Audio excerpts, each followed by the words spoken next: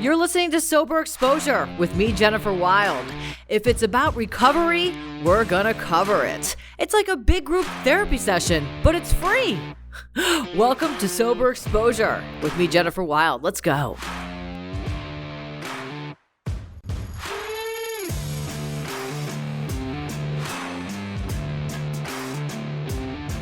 All right, family, welcome. Welcome to Sober Exposure. It's Jennifer Wild.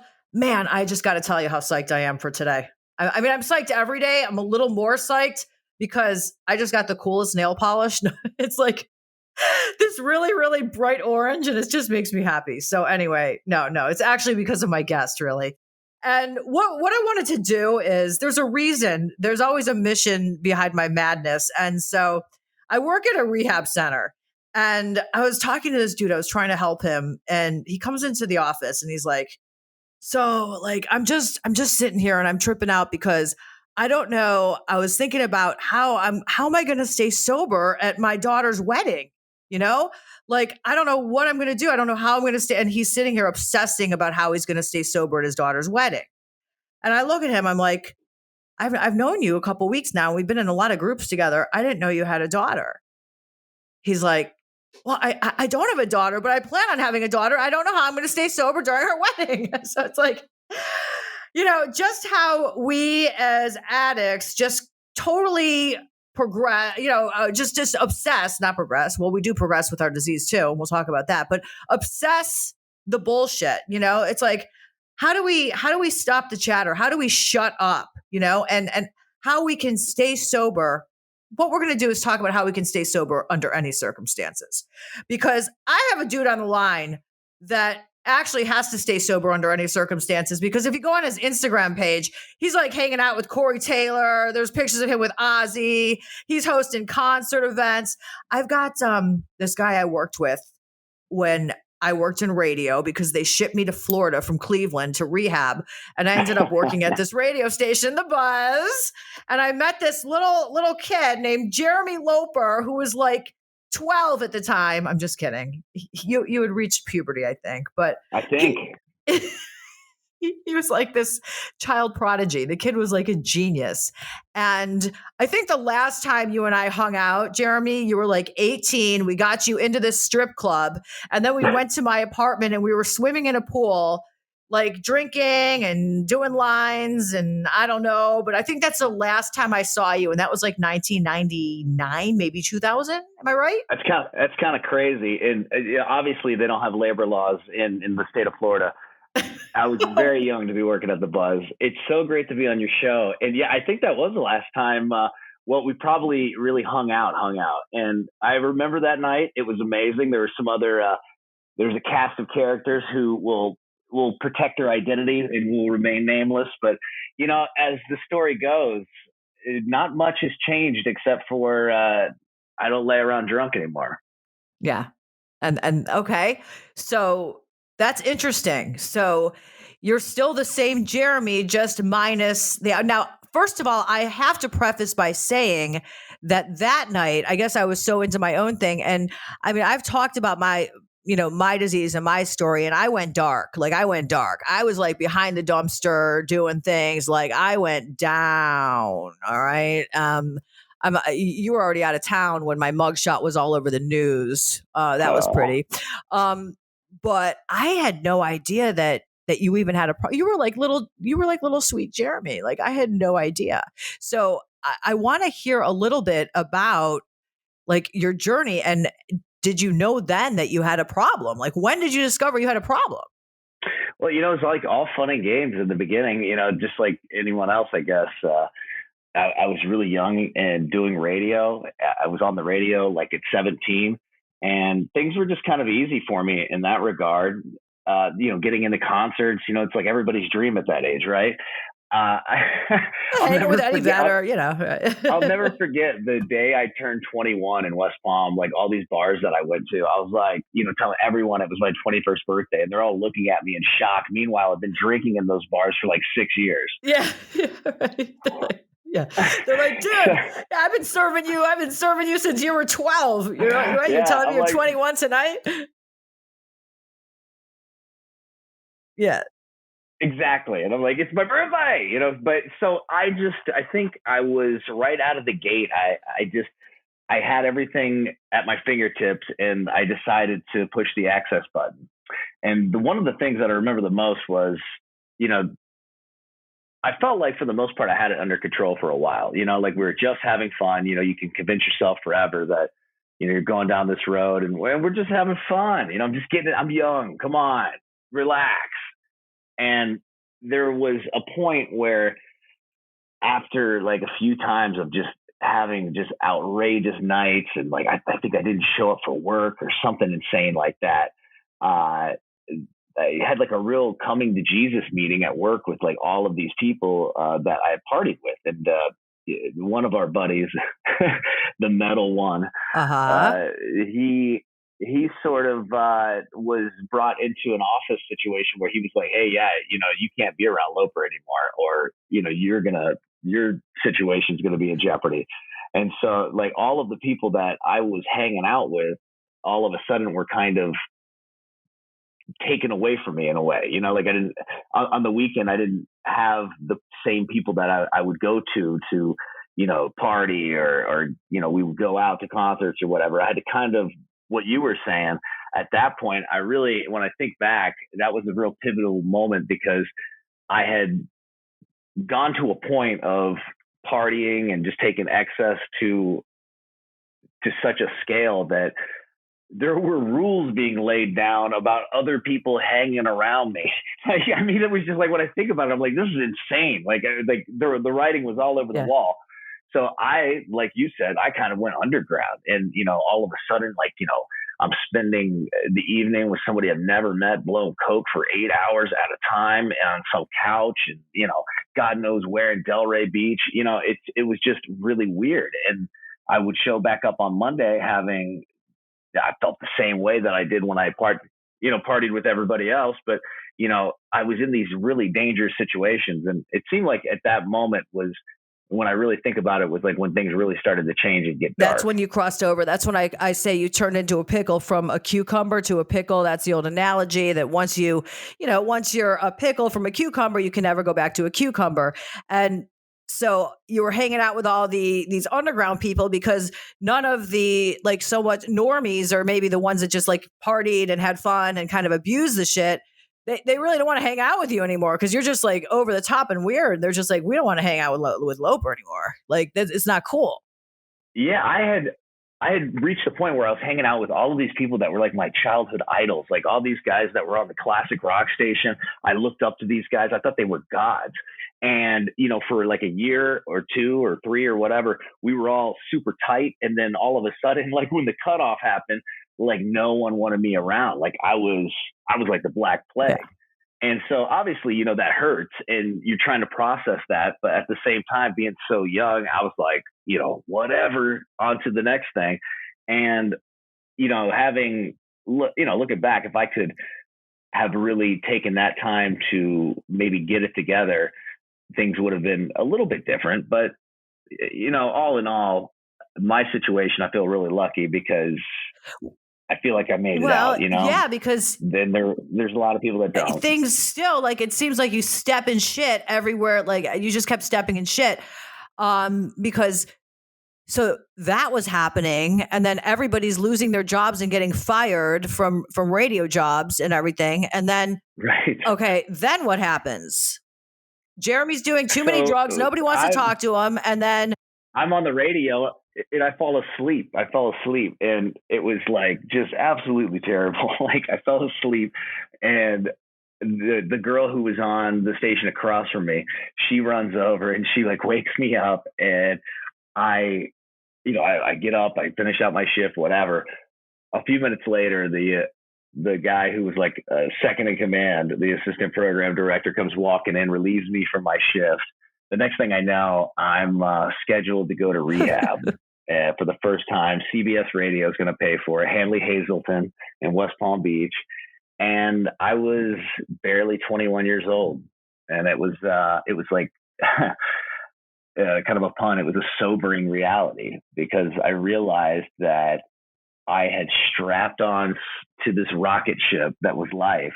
and hit the throttle so hard that at 21, when most people are just coming out of their shell to explore life, had already landed in rehab with these dudes that were like 40 and 50 years old that had been doing it for years.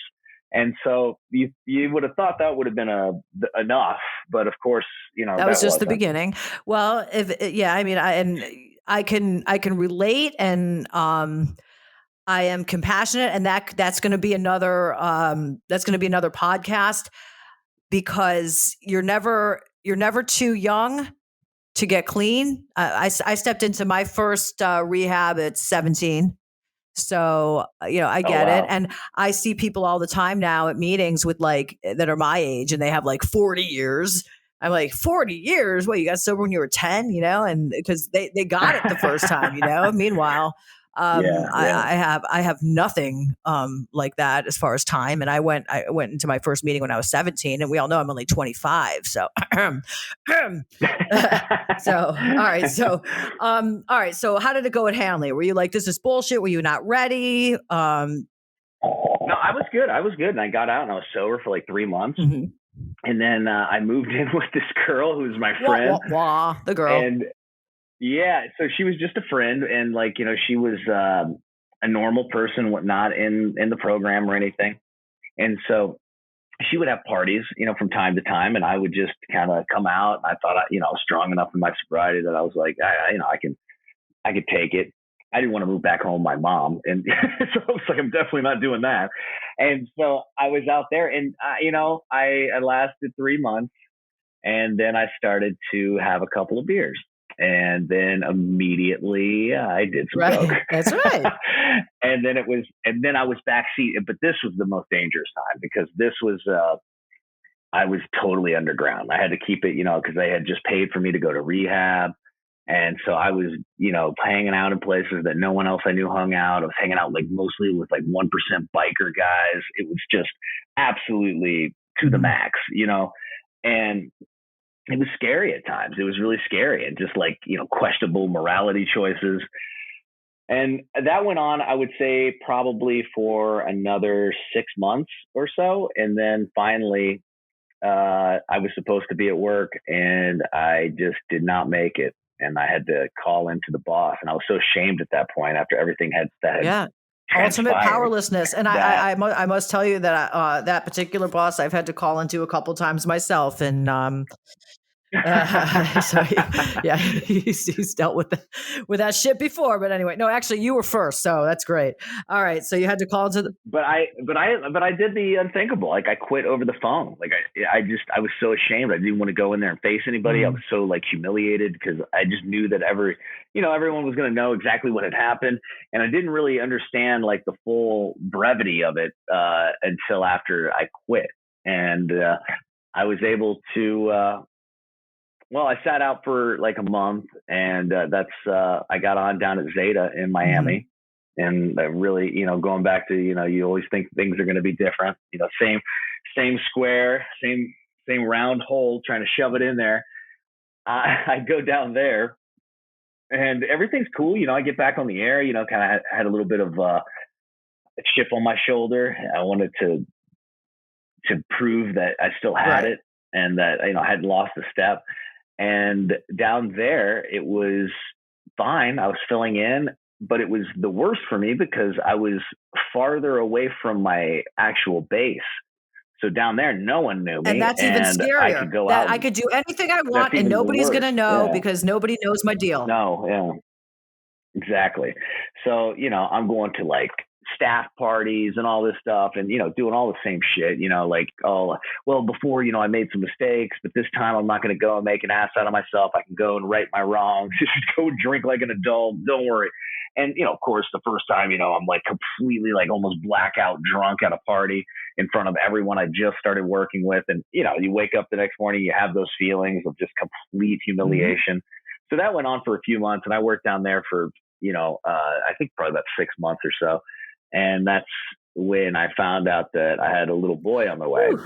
And I had to make a really tough decision. And so I uprooted until he was born, and I came up to Ohio And I got a place around my grandparents and just kind of and just settled down. I didn't sober up, but I Okay, so let me settled ask you this: down. Ohio, okay, child on the way. Is this now? I honestly don't know this. I happen to know that you have children and you're married to a beautiful woman that you work with, and I think about this all the time. How the hell do you live with her and work with her and sleep with her and do her and kids together and everything? Oh my God, Yeah, Jerry! I love You her a lot. must. You have to love her a lot. But this was a different woman, right? Yeah, yeah. So this is a different person, and yeah. So like, and this was just a total mistake. This was just somebody that I had come across and gotten entangled with, and it was just a really bad person for me. Okay, And not so surprising it happened in addiction. yeah, and so I moved around the country with this person. I was able to, well, once my son was born, I was anxious to I was working for Clear Channel up in Huntington, West Virginia, and commuting from where I was in Southern Ohio. And so then I got offered a job in Salt Lake City. And so that was like, I'm back. Yeah. And so I moved out, did nights for 2 years in Salt Lake. And, things were okay. And things were okay. Still drinking and drugging. And I get the morning position in Ocean City, Maryland, and I go out there and I bring one of the guys from the Buzz with me, and we start a morning show, and things were great. But I mean, you talk about some of the hardest partying I've ever been a part of. I mean, we just absolutely Yeah, that would be destroyed the it. place. Yeah. And along the way, I had a daughter. So now I have two kids, and I'm still not really sobering up to my responsibility. I'm taking care of my kids.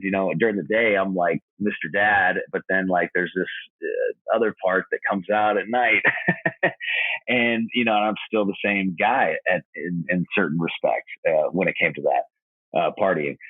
So when I finally finished off our time in Ocean City, Maryland, we did like, I would say like 6 months. We worked without a contract for 6 months in Albany, New York, and I just signed with my agent Norm Schrott. And so we were up in New York, and then we got the call to come back home to West Palm Beach, Florida. And all the anxiety in the world, that's all I wanted. I wanted to go back to the Buzz and do mornings, right my wrongs, and prove to everyone that I was I was meant for this, and not, I didn't want to be known for being the guy that was, party Right. animal. The addict that failed. So I'm better now. Yeah. yeah, I'm grown. I'm better. Yeah. exactly. We want to just share the news, spread the news. They say, oh God, I am not gonna quote the big book, because there's something in the big book about that, but I'm not gonna quote it because that is like so. I am not a big book thumper. I'm not gonna pretend to be one. Sometimes I like try and act like I'm one at work, but I'm not. Anyway, sorry, go. I just, I was so excited, but at the same time, I had the most anxiety of my life, because I knew that all of the people that I left, all the places and people and friends and all of that, it was waiting on me. Like this is like, this was the epicenter of it all. South Florida, welcome back. And so I was really nervous, and of course, I went back, and things were great. And then I ran into some of the old crew. And then I was right back in the mix. Not necessarily as aggressive as the first time around, not nearly, but still, there was some pretty hard hangovers to deal with, and we're doing morning shows. It's not that easy. So, long story short, I was on stage at Sunfest, which is a big festival on the Intercoastal in West Palm Beach for people that don't know. And I was on stage with the Mighty Mighty Bosstones, and Dickie Barrett is the lead singer, and he's such a nice guy. And I'm like annoying the shit out of this guy. I'm like talking his ear. I'm so drunk, and I'm just talking his ear off. I could tell he's annoyed, but I'm so drunk I don't care. People around me are telling me. I remember like waking up the next day and people telling me stories about how ridiculous I was. And I just could not believe it. I'm like, here I am. Nothing's changed. I remember looking in the mirror going, what a fucking idiot. Nothing has changed. You got everything you wanted, and now you came down here and you did the same thing. Congratulations. And it was at that very moment I got my shit and I went to a meeting. Wow. And I was sober for 10 years. And then, and I, all the way through, I met, that. So getting the job at the Buzz also hooked me up with Randy. So like CBS, one of the talent agents, Tony Berendini, he put us together on the show down there. And, I was married at the time. She was engaged to be married. And then we both had our situations disperse, if you will. And then we ended up getting married. I mean, she is the light of my life. The children that we have, Jaden and Kaylee, the older children, and then we have children that are younger now too, Mac, Mackenzie, and Knox. But it really is. You can see that it is a love story of a lifetime, and they are like the Ken and Barbie on the wedding cake. And she's like disgustingly cute, and it's really annoying, and she's really good on the air, and she's young, and I just want to throw up, Jeremy. Anyway, she couldn't wait to hear everything about you. Like I was telling her, I was like, Jen Wild was WMMS, because all the people up here, everybody knows MMS. Right.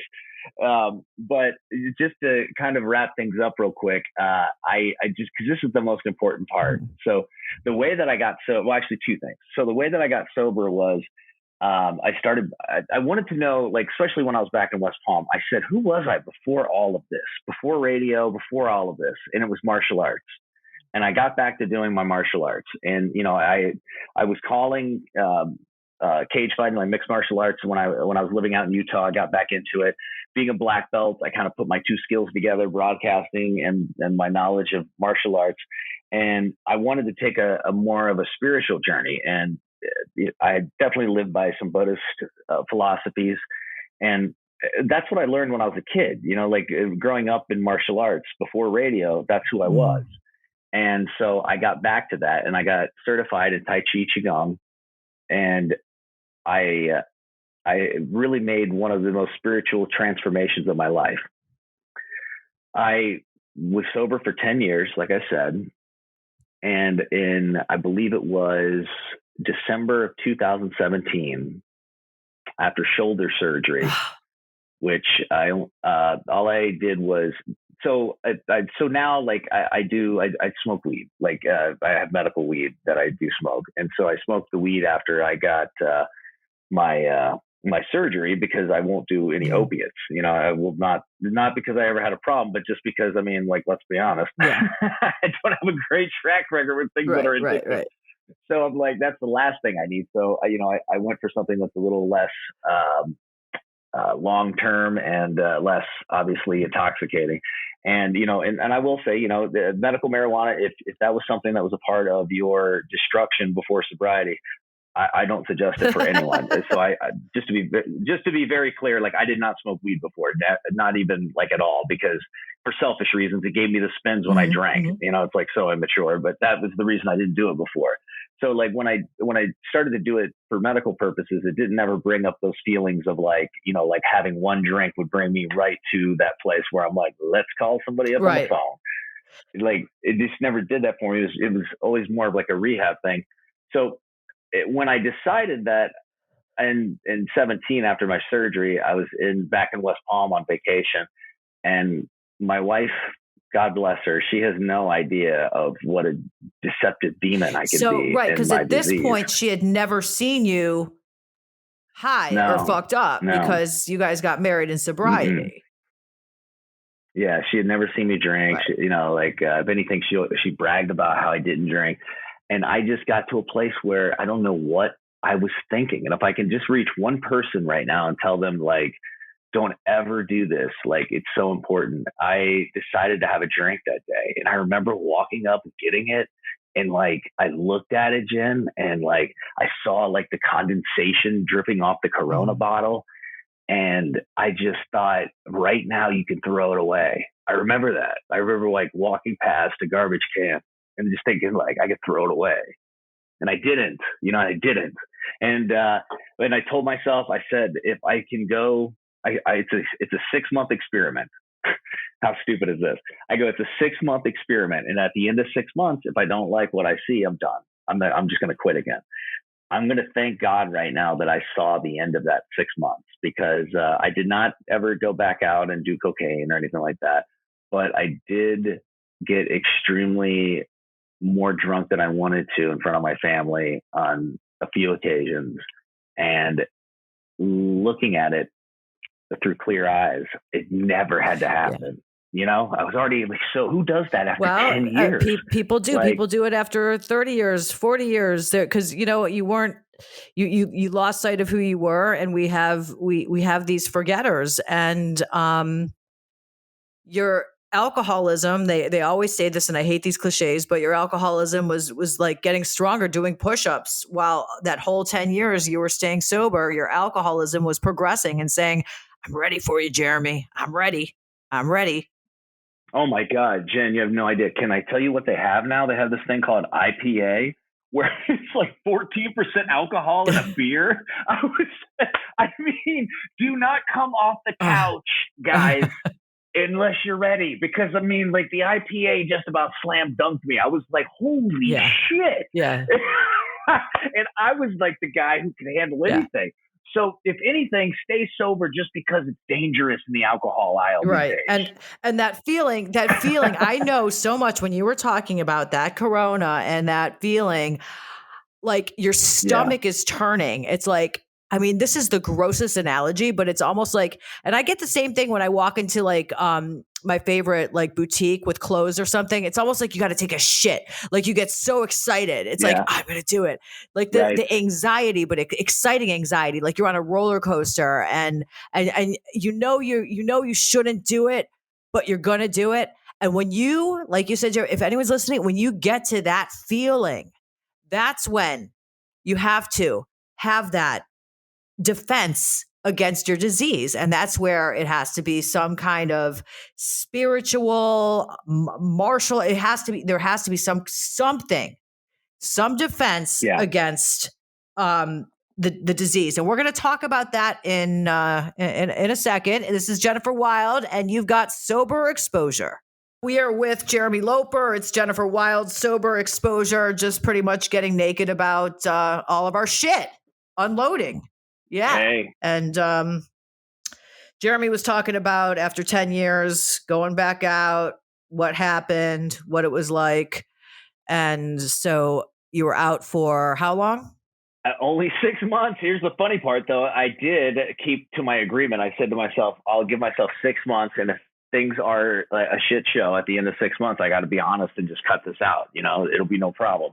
And so somehow, by the grace of God, I did. But I have a friend named John, and John I met up here in Ohio in Columbus, and John goes to concerts with me. John is that inappropriate friend when I'm backstage interviewing bands. Like you mentioned Corey Taylor. I'll be backstage waiting to go in the dressing room, and John shows up out of nowhere, drunk off his ass, giving me hell backstage and just, quote unquote, embarrassing me. Right. I got to a point when I was drinking, I guess, like I didn't think I was that bad. But everyone around me, including my quote unquote drunk friend, John, everyone's like, you're so different, man. And I knew what they meant. It's because I've become more abrasive. I'm louder. I'm not as polite. And it's so funny because all of those things, they don't necessarily trigger in your mind. But as you are looking at life through the lens of everyone else looking at you, because that's a meditation I do. I look into the mirror and I try to look at myself, looking at myself through my eyes and trying to see myself from outside of myself. And, it's an exercise and, I challenge people to do it out there. It's a way to see yourself like other people do. And, it's not something you could do within 10 seconds, but yeah, I could understand exactly what they were talking about. So you're saying that they say that's how you are more, when you're sober, you're more abrasive from this. No. When I started drinking, I went from this person that everyone, knew for 10 years or whatever, as very, easy to get along with, welcoming to people. Okay, of course, yeah. And that now all of a sudden you're an asshole, right? Else. Now what's up? Yeah, yeah, and like I said, even my most drunk friend thought that. So I was like, man, obviously, yeah, something's going on. Yeah, when the town drunk, that when he thinks it's you're an asshole, there's something going on, right? Yeah, I hope he doesn't hear this. But That's okay. Sober now. Jeremy's sober now. yeah, And anyway, even if he is, he's probably too drunk to comprehend it. So, uh, exactly. you're talking about this form of meditation that you do in the mirror. Where did you learn this, and is this what's keeping you sober today? Yeah, so I'm certified in Tai Chi Qigong through John Fritz in Juno Beach at the Healing Arts Center, who I've trained with since I was probably about 14 years old.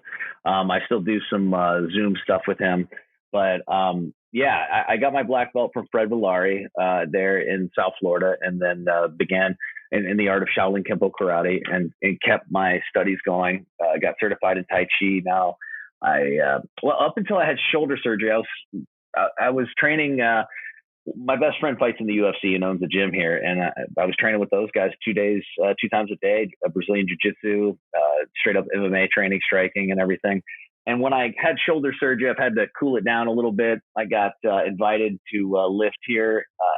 It's really the mecca for powerlifting in the entire country. It's called Westside Barbell. Yeah. And I just keep myself like entertained with extreme activities. Like you know how it is. I'm a high sensory person, and when life gets boring, that's when you get in trouble. We can't. I mean, especially so it was like this for me too, because when you start life, when you're 18 and, doing things like going backstage at Pearl Jam concerts and interviewing Dave Grohl from the Foo Fighters and shit, it's kind of hard to just chill and watch Netflix and just stay calm. It really is. I mean, I try and explain that to people all the time. It's like, listen, I'm an adrenaline junkie. I need excitement because the beginning of my life was crazy and insane. Now, not to get me wrong, there's still times where I just want my chill time. And that's why, meditation's so important to me, because that's sure, absolutely. That is what taught me how to enjoy that. Because before it was just constantly bouncing off walls. That's all I knew how to do was bounce off walls. And I think that everyone that's an addict just has that fire in their belly. That's why we use, it's almost like we're just trying to anesthetize. Is that how you pronounce it? Yeah. No, I know what you're saying. I don't think you got to stay busy. You know what I mean? Like you gotta have that drive in something and to fill it with, not just to have the drive, but to actually have that vehicle to put the energy of the drive into. It's, you're one of the most talented people I've ever worked with. And it's just like there's radio stations all over the country that need you today, And well, call them up, Jared. Tell them I'm. I'm telling you, because people that listen, they don't realize, you know what I mean? Like you were, when it comes to radio, you were a black belt. Yeah. All right. So, yeah. Well, as I sit at home, eating my bonbons out of work for friggin' 10 years, but that's all right. That's because of my mugshot that was plastered all over now. But that it's one phone call though. It's one phone call, and you get that phone call, and you're back tomorrow. And the cool thing is it's as if no time has passed for someone like you. I remember when you first came to work at the Buzz, everyone on the staff was like, "Holy shit! Have you heard the girl that's on?" Yeah. I mean, it was like, it's something that no one had ever heard before. And people with that level of talent, it doesn't take long. Yeah, I know. And that's cool. And thank you. I appreciate it. I really do. And yeah, I would love to get back on the air. In the meantime, I love, what I'm doing now. And like you said, keeping busy. What I need to do in my life right now, what keeps me sober, what I have to do is I have to fill my soul with soul food.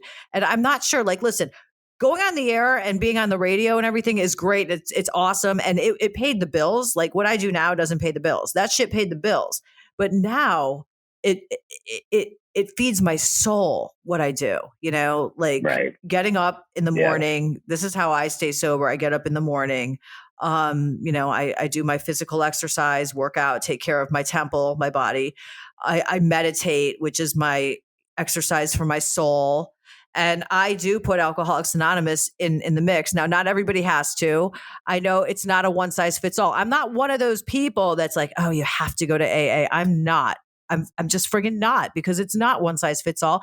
And for years, AA didn't work for me. I think this time around, the reason why it works for me is because I really, and oh my God, I'm going to sound like such a geek, Jeremy, please. I'm so sorry. And I'm not trying to, but like I met somebody and I met this chick and I got into the big book, and like, it's like sometimes I go to an AA meeting and I just want to friggin' throw up. I'm so bored, and there's some bitch in there whining about her, her shit, and it's like, how is that going to keep me sober? All you're doing is depressing me. I need a solution. You know what I mean?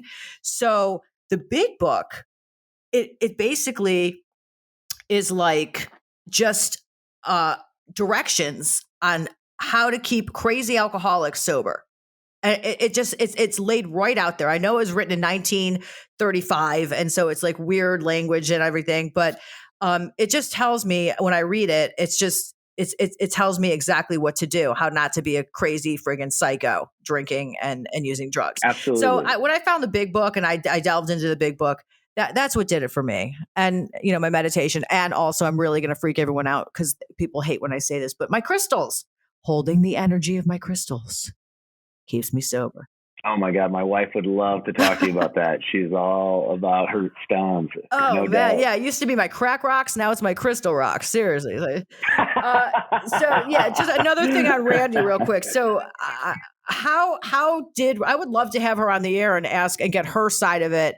You mentioned you would love to have my son on the air, or to see how. I would love to hear how how Randy handled it and what she.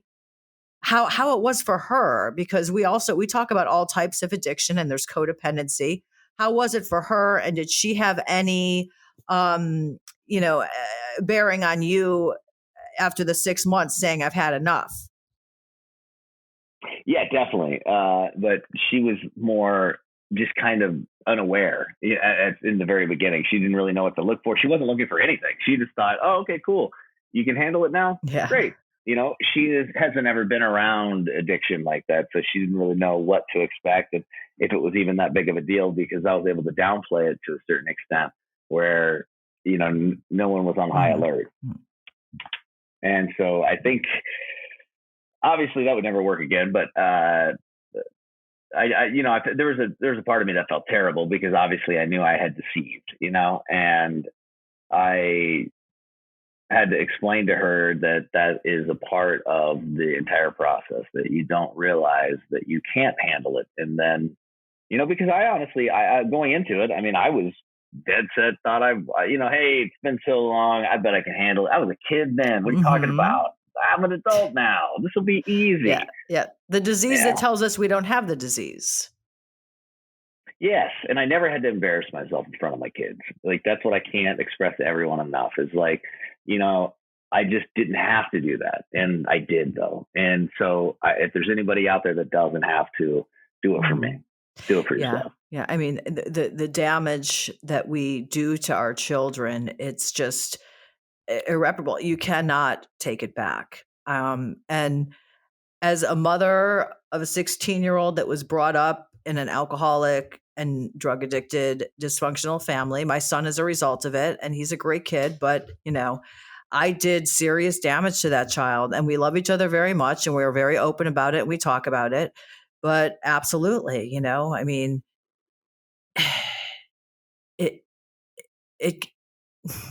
it's very easy to say, just don't do it. It's very easy to say, but we do, we kill our kids with this disease. It's just. Yeah, it's absolutely true. And that's the tough part. It all starts out with fun stories about Motley Crue concerts and ends with that. Yeah, exactly. Yeah, it started with the Van Halen tour bus and ended with my son being in, therapy 5 days a week, not going to school, and being depressed with no friends. Hey, anyway, I like that, Jerry. That's true. Yeah. Exactly. So, basically, your sobriety is keeping busy. It's your martial arts, playing a horrible golf game. Yes, I'm playing a terrible golf game. And what I do every day is because there are days like where, it gets a little frustrating, sometimes when you get those feelings of why can't I be like everybody else? If there's anybody out there that feels like they get those feelings and you're like, am I the only person that feels like this? You're definitely not. I hate those feelings because I hate to feel like a jealous person. I think that's such a weak quality, but it's true. I mean, everyone feels like that. You feel like, yeah, man, why can't I be the guy that just have a couple of drinks? A couple of drinks is something that I have no idea what that world is. We don't want a couple of drinks. I don't want just one. Yeah. The person that has able to have 2 drinks, fuck you. Okay. Just like, I'm there for the night. We're camped out, though the initial sitting, I'm everybody's buddy, but it's the hours that come after that are so sad. And, I just think it's so important to stay on top of it. Like you said, you don't ever, I don't encourage anyone to ever do what I do, because I think that this whole thing is it's such an individualistic sort of feeling and meaning to you, that you have to take your sobriety every moment. They say day by day, but I mean, hell, hour by hour. Like when I was at Hanley Hazleton, that was the reason I got sober, is because of the program. So I don't want anyone to ever think that I am ever down talking the program, because I don't go every day or all the time. It's the things that I learned at Hanley Hazleton, around that fountain and walking the track, eating that starchy food. I was able to take all of that knowledge that I had no idea why they were putting me there when I was 21.